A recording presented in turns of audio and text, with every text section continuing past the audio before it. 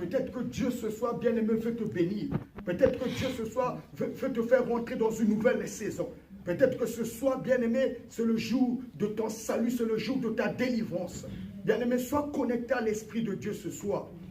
J'ai toujours tendance à le répéter parce que les vendredis, quand nous venons, tellement que nous avons travaillé toute la semaine, on est fatigué. On se laisse dominer par la fatigue. Non, bien-aimé dans le Seigneur, ne te laisse pas dominer par la fatigue. Nous sommes dans la présence de celui qui renouvelle en nous chaque matin le souffle de vie. C'est celui qui nous donne aussi la force de nous lever, d'aller travailler. Celui qui crée en nous le vouloir et le faire. C'est lui que nous sommes venus élever, bien-aimé, dans ces lieux. C'est à lui que nous sommes venus rendre ce culte.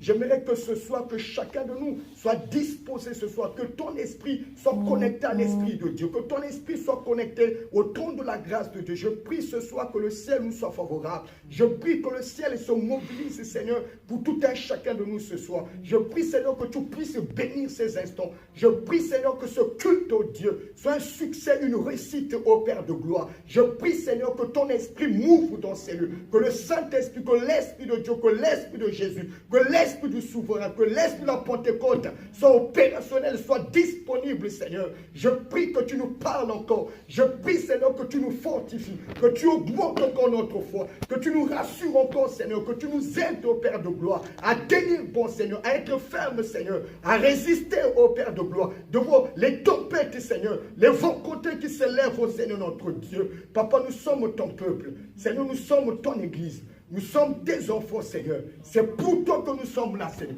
Nous sommes venus t'adorer notre Dieu. Père, agrée ces instants. Agrée, Seigneur, la présence de tout un chacun. Je prie, Seigneur, ce soir que tu te souviennes de mon frère et de ma soeur. Souviens-toi, Seigneur, de toutes les personnes qui sont ici présentes dans ces lieux. Toutes ces personnes qui ont eu faim de toi, qui ont eu soif de toi, Seigneur, notre Dieu. Malgré la fatigue du travail, malgré la semaine qui a été dure, Seigneur, notre Dieu. Mais ce soir, ils se sont levés. Ils se sont dit, nous allons adorer notre Dieu, Père, à cause de leur obéissance, à cause de leur amour, Seigneur, notre Dieu. Qu'ils témoignent pour toi, Seigneur. Souviens-toi, bénis-les. Papa, contrôle toutes choses. Seigneur, règne ce soir dans ces lieux. Que ton esprit règne ce soir dans ces lieux. Que le Saint-Esprit puisse prendre le contrôle, la direction de toutes choses. Que le Saint-Esprit élève Jésus. Que le Saint-Esprit glorifie Jésus-Christ ce soir. Seigneur, je me lève dans le nom puissant de Jésus.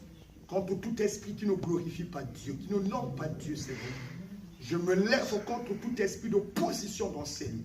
Père, je viens déloger, je déracine, Seigneur, les puissances des ténèbres, tout ce que l'ennemi, le diable, a sémé dans ces lieux. Père, glorifie ton Seigneur, tu es Dieu. C'est ton nom que nous sommes venus élever.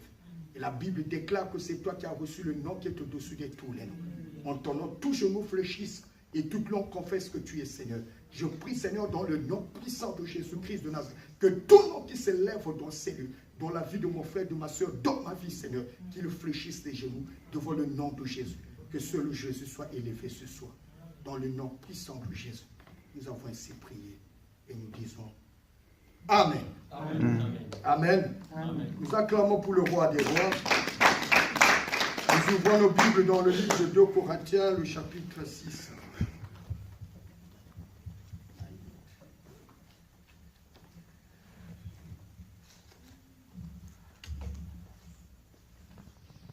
Corinthiens, 2 Corinthiens, chapitre 6. Dans le livre du verset 1 au verset 2.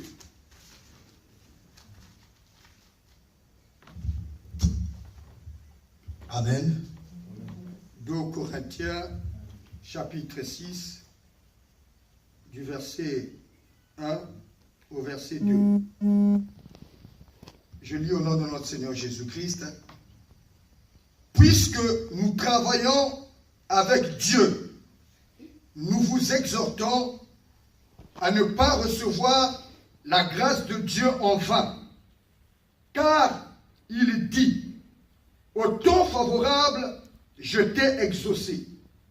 Au jour du salut, je t'ai secouru. Voici maintenant le temps favorable, voici maintenant le jour du salut. Amen. Le thème de mon exhortation, c'est une nouvelle saison s'ouvre dans ta vie. Une nouvelle saison s'ouvre dans ta vie. Bien-aimé dans le Seigneur, ce soir, c'est juste un message de réconfort. Je suis venu encore fortifier quelqu'un. Je suis venu encore, bien-aimé, booster la foi d'une personne. Je suis venu, au travers de cette petite exhortation, faire encore grandir la foi d'une personne. Que nous puissions encore, bien-aimés, avoir confiance en ce Dieu. Que nous puissions encore nous attacher de plus belle à ce Dieu. Que nous soyons accrochés. Que nous puissions croire que, bien-aimés, Dieu, il est vrai. Dieu, il est réel. Dieu, il est puissant. Une nouvelle saison s'ouvre pour ta vie. Bien-aimé,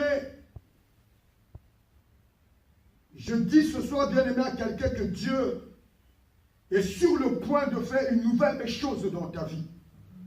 Dieu est sur le point de faire une chose nouvelle dans ta vie. Non pas seulement dans ta vie, mais dans nos vies, à nous tous aussi, qui sommes là ce soir. Dieu, bien-aimé, ouvre, j'ai dit, une nouvelle saison pour toi et moi. Dieu est sur le point de changer les temps, les saisons, les circonstances dans nos vies. Et ce soir, je te rassure, bien-aimé dans le Seigneur, qu'une nouvelle saison a commencé dans ta vie. Mais la saison dont je parle, ce soir, bien-aimé dans le Seigneur, c'est le temps de Dieu. Et dans cette exhortation, le mot temps de Dieu, je veux le répéter plusieurs fois. La saison, je dis, c'est le temps de Dieu. Mais c'est quoi le temps de Dieu? Le temps de Dieu, c'est le temps de la visitation divine. C'est le temps où Dieu te visite.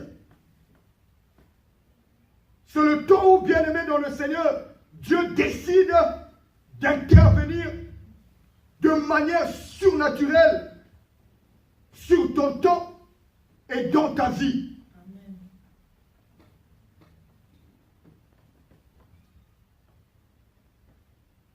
Le temps de Dieu, j'ai dit que c'était la visitation divine, la visitation de Dieu, c'est une nouvelle saison qui s'ouvre à toi, qui s'ouvre pour ta vie. C'est le temps que Dieu décide d'intervenir de manière surnaturelle sur ton temps et dans ta vie. Amen. Mais j'aimerais aussi dire que nous n'avons pas tous, bien-aimés, dans le Seigneur, le même temps de visitation. C'est-à-dire que Dieu ne nous visite pas tous le même jour, ou au même temps, ou au même moment. Chacun de nous a son temps de visitation. Et ton temps à toi de visitation n'est pas mon temps de visitation.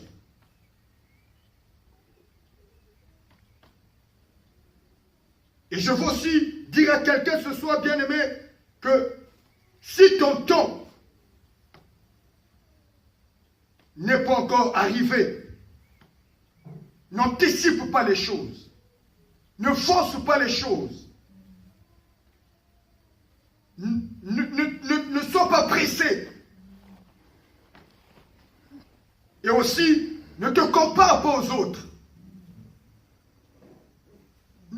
Il ne faut pas que tu puisses avoir des regards envieux. Ne regarde pas ce que Dieu est en train de faire dans la vie de ton prochain, de ton frère ou de ta soeur. Parce que c'est son temps à lui de visitation. C'est le temps de Dieu qui a sonné, qui a commencé dans sa vie. Amen. Mais toi aussi, tu as ton temps. Moi aussi, j'ai mon temps. Tout le monde a son temps. Voilà pourquoi nous devons bénir Dieu pour ce qu'il fait dans la vie de nos bien-aimés. Si tu vois Dieu agir, tu vois la main de Dieu dans la vie de ton frère, de ta soeur, bénis Dieu, loue Dieu, rends grâce à Dieu pour ce qu'il est en train de faire.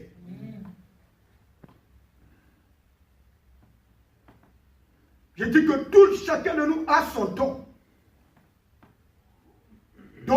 Genèse 18, on nous parle de Sarah. Elle était stérile avec son mari Abraham.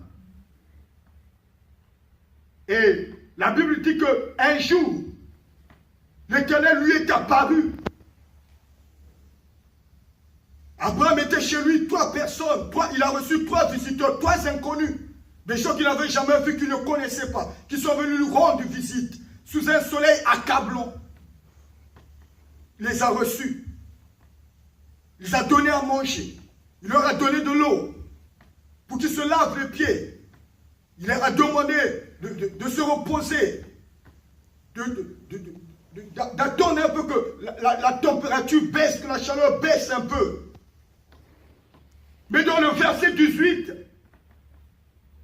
avant de partir, la Bible dit, l'un d'entre eux dit à Abraham, l'année prochaine, à la même époque, je reviendrai vers toi. Et ta femme Sarah t'enfantera un fils.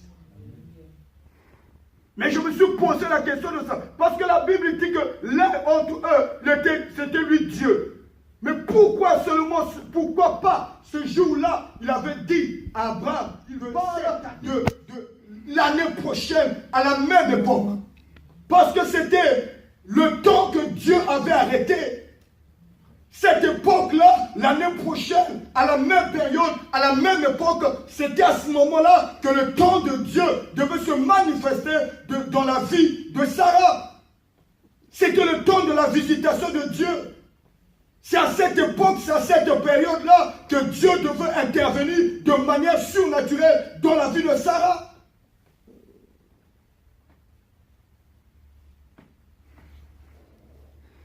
Bien-aimés dans le Seigneur, ce soir, je suis venu te dire, et je te rassure, je suis persuadé, je suis convaincu qu'une nouvelle saison s'ouvre dans ta vie. Amen. Une nouvelle saison s'ouvre dans la vie d'une personne. Amen. Un temps nouveau, bien-aimé, a commencé dans la vie d'une personne. Le temps est arrivé où tu dois enfanter parce que nous avons déclaré que cette année, c'est l'année de l'enfantement.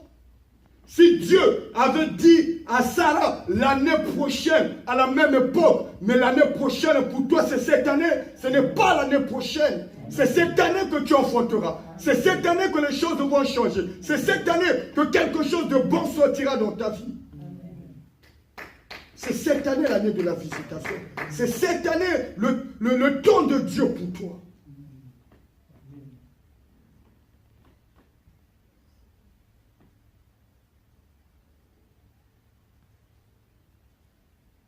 C'est cette année, bien-aimée, que Dieu veut faire quelque chose je dis de glorieux, de particulier, d'exceptionnel. Quelque chose de puissant. Quelque chose qui va étonner les gens.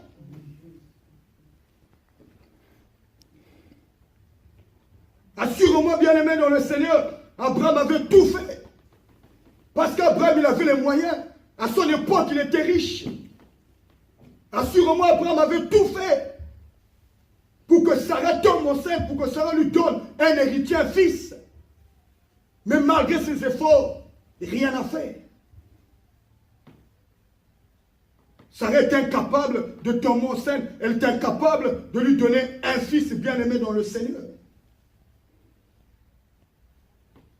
Mais l'ange lui a dit, l'année prochaine je reviendrai. À la même époque, tu tomberas enceinte. Elle tombera enceinte, elle enfantera un fils. Bien-aimé, ce soir, je déclare, enfantera. Et quelque chose de bon sortira. Et Dieu fera quelque chose de glorieux, de miraculeux, d'exceptionnel, de particulier, de puissant dans la vie d'une personne dans cette vie. Je le crois, bien-aimé, dans le Seigneur.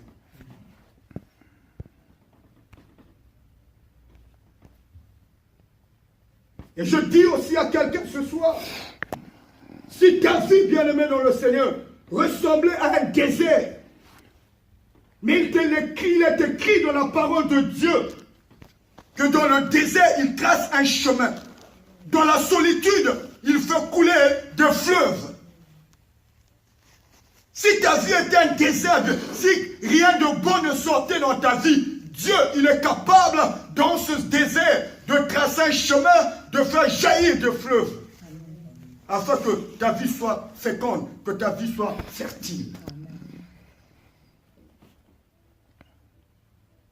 Si ta vie, bien-aimée, ressemblait à l'hiver, parce que l'hiver, il fait froid, l'hiver, on est toujours dans les habits lourds pour nous protéger, on est triste, on est tout le temps le front fermé. Mais ce soir, bien-aimé, je te dis que l'été approche dans ta vie, l'été arrive dans ta vie. Parce que l'été, c'est le beau temps, l'été, c'est le soleil. Et je déclare que le temps est arrivé où le soleil va se lever dans ta vie. Le temps est arrivé où le soleil brillera dans ta vie.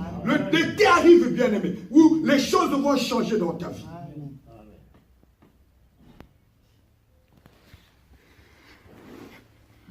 Le temps de Dieu, bien-aimé, c'est aussi le temps favorable. C'est le temps où l'on bénéficie des faveurs de Dieu. Et bien-aimé dans le Seigneur, pendant ce temps, pendant le temps de Dieu, nous faisons, bien-aimé, moins d'efforts. Moins d'efforts, mais beaucoup de résultats. Parce que c'est le temps de Dieu.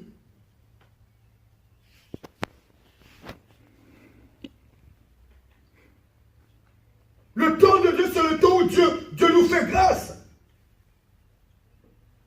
C'est le temps où Dieu nous élève.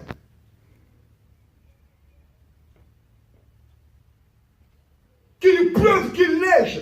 Si le temps de Dieu a sonné dans ta vie, la chose que tu attends, bien-aimé, va se matérialiser, va s'accomplir dans ta vie. Peu importe les situations, les circonstances. Nous connaissons l'histoire de Joseph. Lorsqu'il avait été vendu par ses frères, Joseph, il avait la promesse de Dieu. On l'a vendu comme esclave, il s'est retrouvé à la maison de Potiphar, il était accusé et on l'a jeté en prison. Mais lorsque le temps de Dieu avait sonné dans sa vie, Dieu avait créé une circonstance pour le faire sortir de la prison et l'élever comme premier ministre. Et si Dieu l'avait fait aussi avec Joseph, c'est possible qu'il le fasse aussi avec toi, avec moi.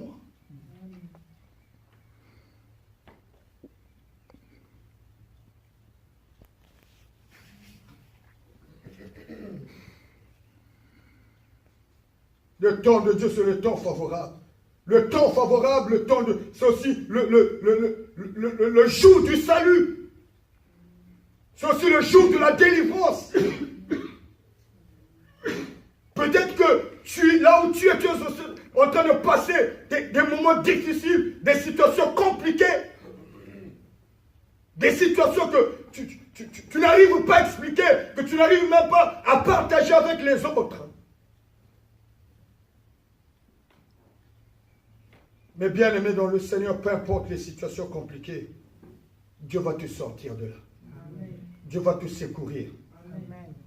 Le temps de Dieu, bien aimé, le temps favorable, le jour du salut, le temps du salut, c'est quand Dieu dit, quand Dieu déclare, fini le chaos, fini le désert, fini la médiocrité, fini la bassesse, fini la stérilité, le célibat, fini le chômage, fini les échecs. Fini les temps de dur labeur. Fini les temps de souffrance.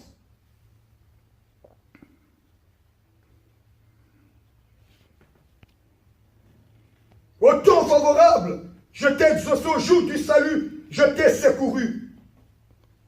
Il dit, voici maintenant le temps favorable, voici le jour du salut.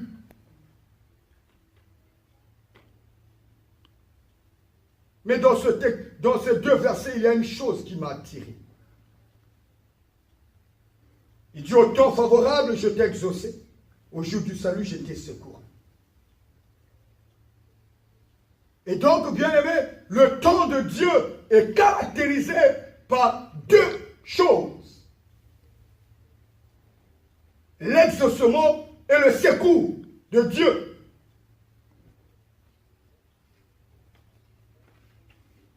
Et ces deux choses sont des signes qui montrent, qui témoignent que le temps de Dieu a sonné dans ta vie.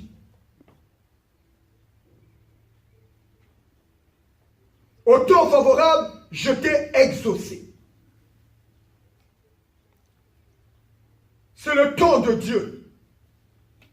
Dieu nous exauce. Dieu exauce toutes nos prières sans exception. Quand nous rentrons dans le temps de Dieu, quand nous rentrons dans la saison de Dieu, l'exaucement, c'est satisfaire la demande d'une personne. C'est répondre de manière favorable à une demande quelconque.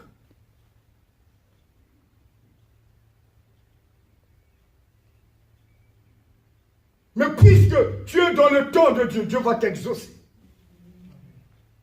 Il va répondre favorablement à tes prières, à tes demandes.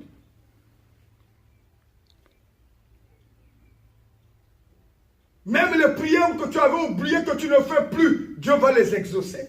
Amen. Dans le livre de Luc, chapitre 1, on nous parle de Zacharie, le papa de Jean-Baptiste. La Bible dit qu'il était stérile. Lui n'était pas stérile, mais sa femme était stérile. Mais lui, il était avancé en âge, il était vieux.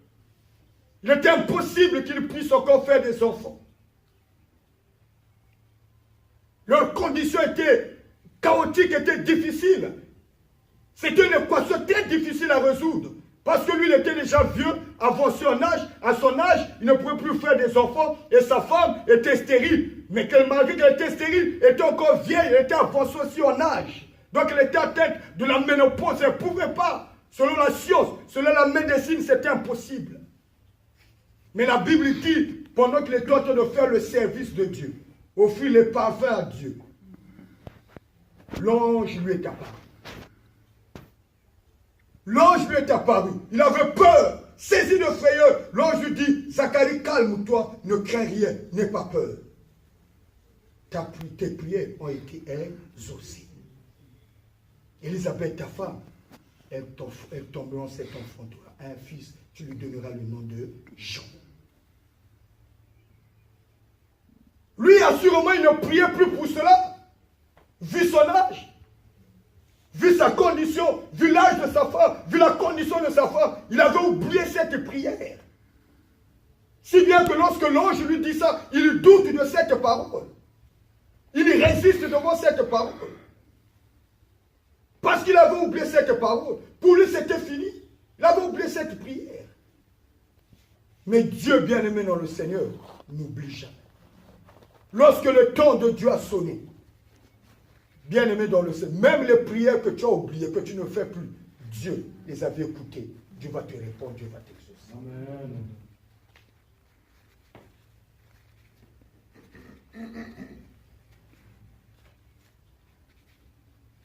Quand Dieu nous exauce, bien-aimé, il vient pour nous consoler, pour essuyer nos larmes. Il vient pour changer aussi notre identité. On l'a vu avec Jacob. Son nom signifiait usurpateur, escroc. Mais lorsqu'il est revenu de chez Laban, la Bible dit qu'il était tout seul dans ce lieu. L'ange lui est apparu. Il a lutté toute la nuit avec l'ange. Le matin, très tôt à l'aurore, l'ange lui dit, laisse-moi, je veux partir. Lui dit, non, je ne te laisserai pas partir si tu ne me bénis pas. L'ange lui dit, comment tu t'appelles? Dit, je m'appelle Jacob. Il dit, non, à partir d'aujourd'hui, tu ne t'appelleras plus Jacob, mais tu t'appelleras Israël. Parce que c'était le temps de Dieu, c'était le temps favorable. C'était le temps de la visitation. Dieu a changé son identité. Dieu lui a donné un nouveau nom.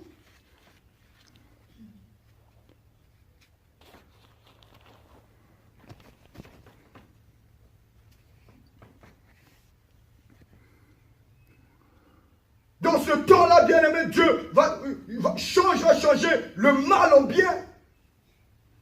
Si nous lisons le livre de Joseph, dans Genèse, Joseph, il dit, ils m'ont fait du mal, mais Dieu l'a changé en bien.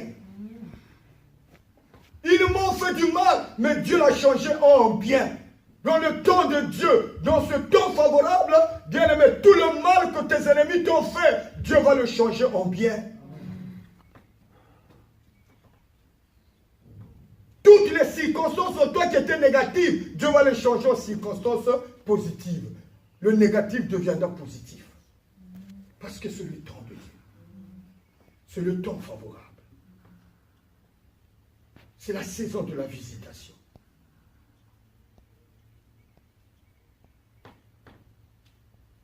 Deuxième chose, il dit que c'était le secours. Il dit au jour du salut, j'étais secouru. Le salut, c'est dans la Bible, est souvent traduit, expliqué comme la délivrance.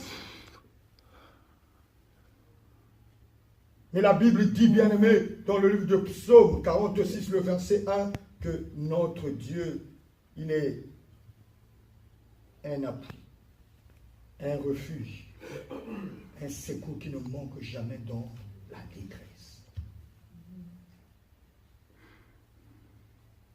Il est notre secours, bien-aimé. Secourir, c'est apporter de l'aide à quelqu'un. Dans les moments, des pires moments, dans des moments difficiles, Dieu sera là pour te secourir. Dieu sera là pour t'aider. Dieu sera là pour te sortir. Dans ces situations compliquées que tu es en train de traverser, de vivre.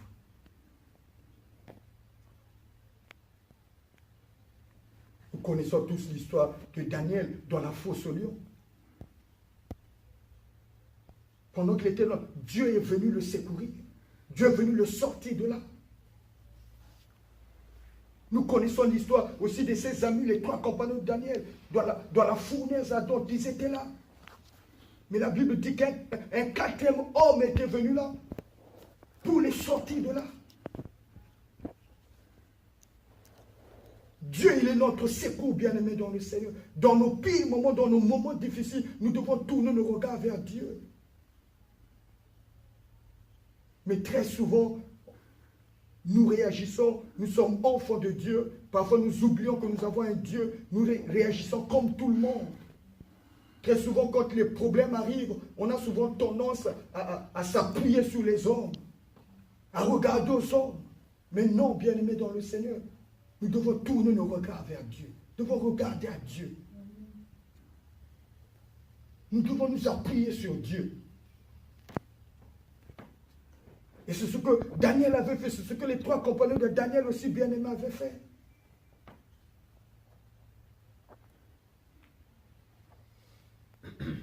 C'est ce que nous devons faire. Voilà pourquoi Samuel l'a appelé Ebenezer. Il dit jusqu'ici, tu nous as toujours secourus, tu ne nous as jamais abandonnés. Parce que ces yeux étaient toujours tournés vers le Seigneur. Et Dieu nous a abandonnés. Et il a dit dans sa parole, je ne vous abandonnerai point, je ne vous délaisserai point.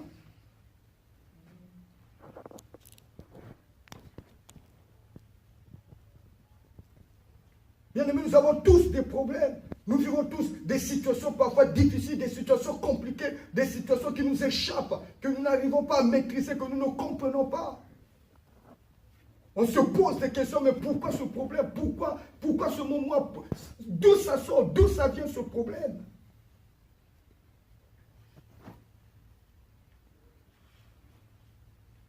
Mais bien aimé dans le Seigneur, je veux dire aussi que dans le temps de Dieu, l'impossible devient possible.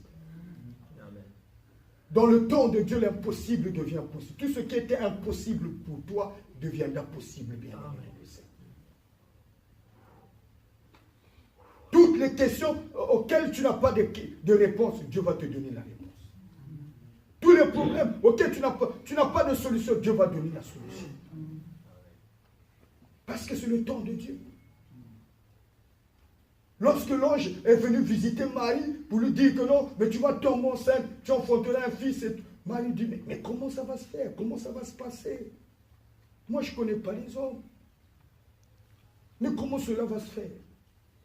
Donc je lui ai dit, calme-toi. Ce qui était impossible pour Marie dans sa position était devenu possible. Elle avait enfanté un fils.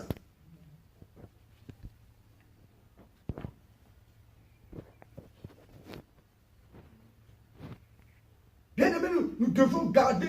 Il ne faut pas que la parole de Dieu dans nos bouches soit comme juste un slogan. Mais c'est des choses que nous devons réellement croire. C'est des choses qui doivent être gravées dans nos têtes.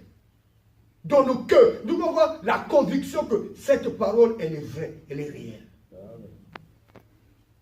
Lorsqu'on dit qu'il est le Dieu de l'impossible, comme la Bible dit, ce qui est impossible aux hommes est possible à Dieu. Tu dois le croire, nous devons le croire. Mais la difficulté avec nous, c'est ça le problème. On n'arrive pas à vivre l'impossible dans nos vies parce que nous ne croyons peut-être pas aussi à l'impossible. Parfois, nous n'arrivons pas à vivre le miracle parce que nous ne croyons. C'est vrai, nous disons notre Dieu est le Dieu des miracles. Nous lisons la Bible, pas des miracles. Mais est-ce que tu crois toi-même là où tu es au miracle?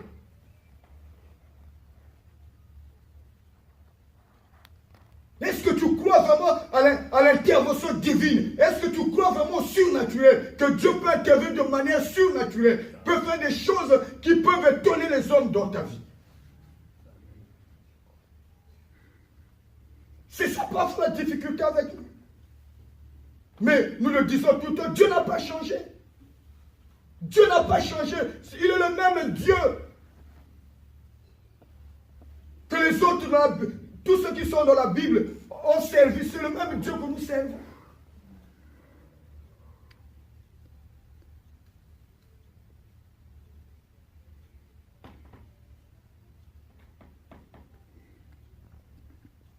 Le temps de Dieu, bien-aimé. Le temps de Dieu, c'est la saison, c'est la saison de bonnes nouvelles. Marie avait reçu une bonne nouvelle parce que c'était le temps de Dieu.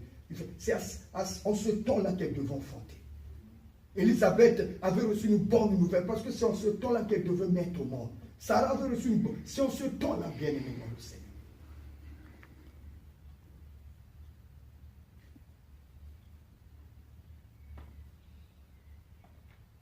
Peut-être que là où tu es aussi, tu dis, mais frère, je lui parle du temps de Dieu, mais comment ça va se passer? À quel moment je vais savoir que c'est le temps de Dieu?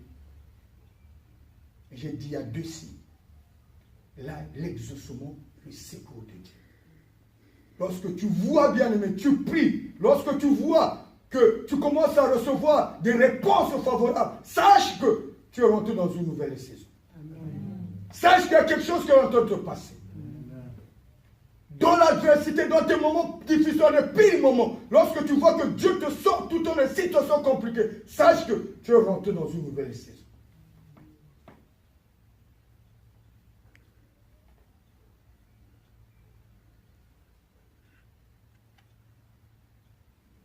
Il dit, voici maintenant le temps favorable, voici le jour du salut. Voici maintenant. Ici, Dieu parle au présent. Il dit c'est maintenant le temps favorable. C'est maintenant le jour du salut. C'est pas demain. Mais nous les chrétiens, nous avons souvent la donne. Dieu fera. Toujours au futur. Notre Dieu, il est le Dieu d'aujourd'hui. Il est le Dieu du présent. Voici maintenant le temps favorable. Voici le jour du salut. C'est maintenant, bien aimé dans le Seigneur. Ce n'est pas demain. Ce n'est pas l'année prochaine comme je dis pour ça.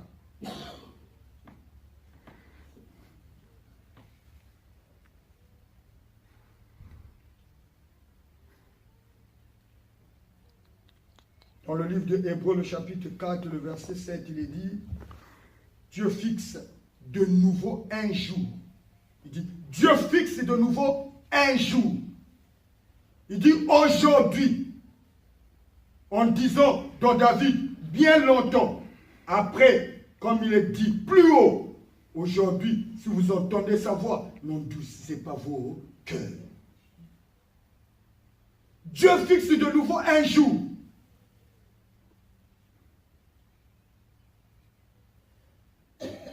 Il dit aujourd'hui. Il parle au présent. Dis-toi là où tu es, bien-aimé, le temps de Dieu c'est maintenant dans ma vie. Le temps de Dieu c'est cette année. Vois Dieu au présent. Vois Dieu maintenant. Vois Dieu agir maintenant dans ta vie.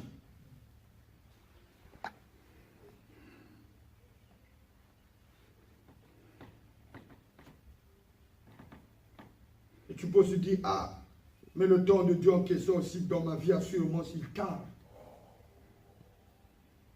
Mais bien aimé, c'est possible aussi que nous puissions aussi activer le temps de Dieu, que nous puissions attirer la faveur de Dieu dans nos vies, que nous puissions précipiter les choses dans nos vies, arriver dans nos vies. C'est possible. Cela dépend de ton attitude, de mon attitude.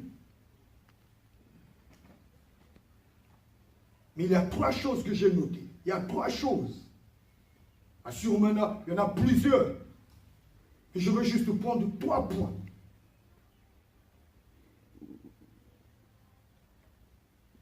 Si tu vois les choses tardent, j'ai l'habitude de dire, quand tu vois que ça ne marche pas, ou les choses tardent, où tu sens qu'il y a une opposition, une résistance, parfois assieds-toi, regarde ta vie. Qu'est-ce qu'il faut changer, qu'est-ce qu'il faut faire? Le premier point, la première clé, c'est la foi. C'est la foi, bien aimé.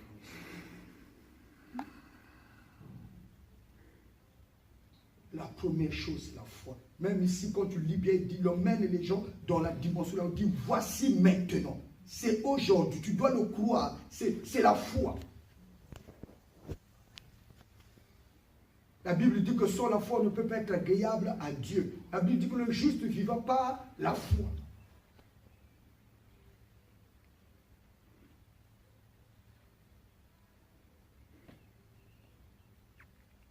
La foi, bien aimé, est un élément déclencheur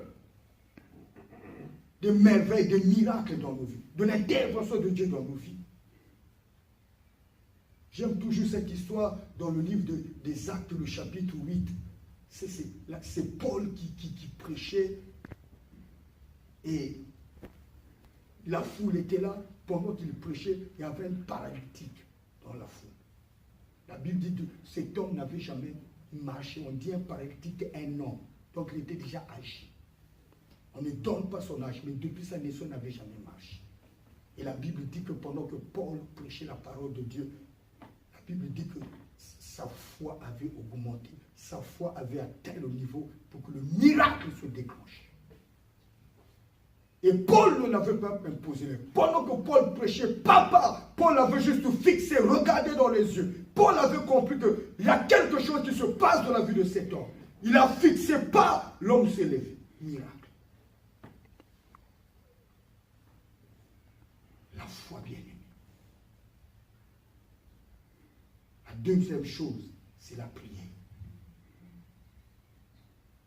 Nous devons être des hommes, des femmes de prière, une église qui prie.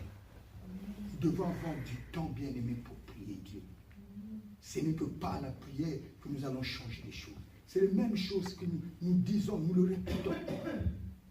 Nous le disons. Tous les hommes qui ont fait des exploits avec Dieu dans la Bible, c'était des hommes et des femmes de prière. En commençant par Abraham, lui-même c'était un grand intercesseur. Même Anne, pour qu'elle puisse avoir l'enfant. Mais c'était une femme de prière aussi. C'est dans la prière qu'elle avait pu arracher cet enfant. Mais la Bible dit que c'est Dieu qui l'avait rendu stérile. Mais imaginons que si cette femme avait baissé les bras, elle se contentait de sa situation, peut-être que rien n'allait se passer. Mais ce jour-là, la pleine des yeux dit non, je vais aller dans la maison de Dieu. Je veux parler, je veux prier. Ce soir, il faut que quelque chose se passe. C'est après cette grande prière de supplication que Dieu l'a visité. Il a fait un enfant. Il a eu un enfant. La Bible aussi nous parle de cet homme, Jabez, qui était né d'une famille pauvre, misérable. Mais lui, cette condition, ça ne l'arrangeait pas, il trouvait que c'était trop. Un jour, il s'est levé, il a dit non, Seigneur. Si tu es ton ennemi, tu es large l'espace de ma tombe. Dieu l'a exaucé, Dieu a changé sa situation. C'est dans la prière, bien-aimé dans le Seigneur.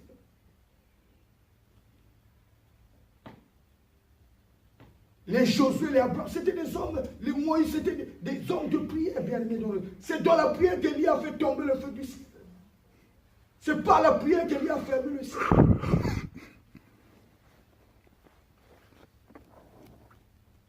Pour finir, je vais parler aussi de l'obéissance. Dimanche, nous avons encore parlé des bienfaits de l'obéissance. La Bible dit que l'obéissance vaut mieux que le sacrifice. Devant des hommes et des femmes obéissants, des chrétiens obéissants, des enfants de Dieu obéissants, bien-aimés dans le Seigneur. Être obéissant, bien-aimé, c'est vivre dans l'intégrité, c'est vivre dans la justice et dans la droiture, c'est aussi vivre dans la crainte de Dieu.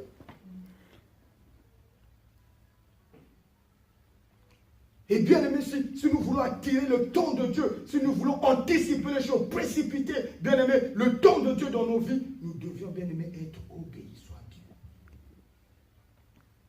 Dieu se souviendra. Dieu se souviendra de ton obéissance.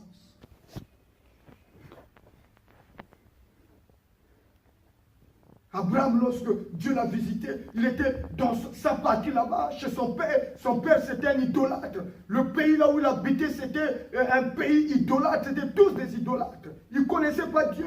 Mais il a entendu nous voir un Dieu qui nous parle, un Dieu qui ne connaissait pas. Mais Abraham a obéi à Dieu. Aujourd'hui, nous prêchons Abraham parce qu'il avait obéi bien aimé à cette voix qui était inconnue, à ce Dieu inconnu qu'il ne connaissait pas. C'est à cause de son obéissance, bien aimé, qu'Abraham est devenu grand. Il partait vers un pays, Dieu lui dit, va dans le pays que je te montre. Donc il ne connaissait même pas quelle direction pour prendre. Est-ce qu'il faut que j'aille à gauche? Est-ce qu'il faut que j'aille à droite? Il ne connaissait pas. Mais il est parti comme ça. Il se baladait. Il obéissait. Et Dieu l'a élevé. Dieu l'a rendu grand. Moïse, pareil. C'est vrai qu'il a sûrement pas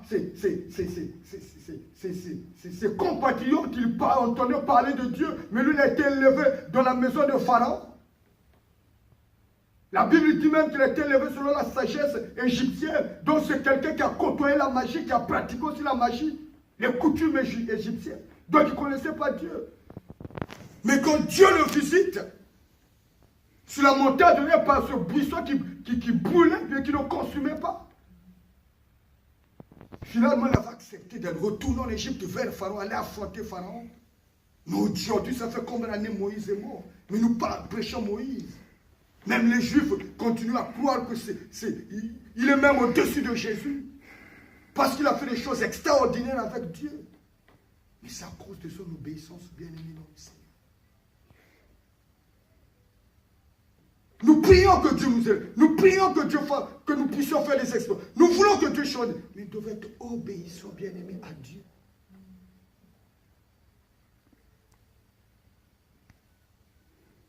La foi, la prière, l'obéissance.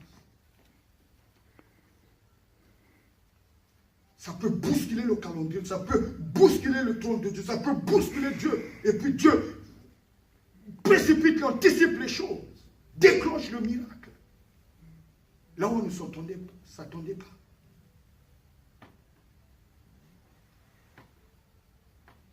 Bien-aimés, nous devons croire que c'est le temps de Dieu pour toi. Tu dois croire que c'est ton temps. Tu dois croire que tu es rentré dans une nouvelle saison. Parce qu'on a dit que c'est l'année de l'enfantement. C'est cette année, ce n'est pas l'année prochaine. C'est cette année. Mais tu dois le croire. Tu dois le croire. Que je suis rentré dans une nouvelle saison. Je suis rentré dans le temps de Dieu. Et la visitation de Dieu, c'est maintenant. Et c'est maintenant que Dieu va changer les choses. Pour terminer, je vais lire rapidement ce verset dans Ésaïe 43.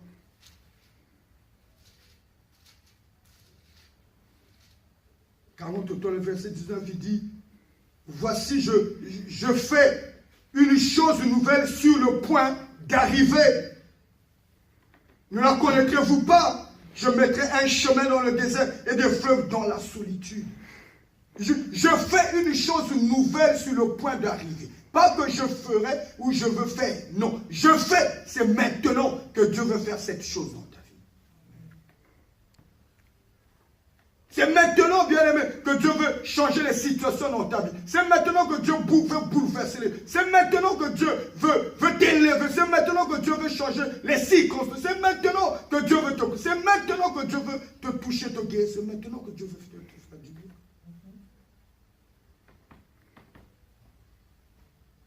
C'est maintenant, bien-aimé dans le Seigneur.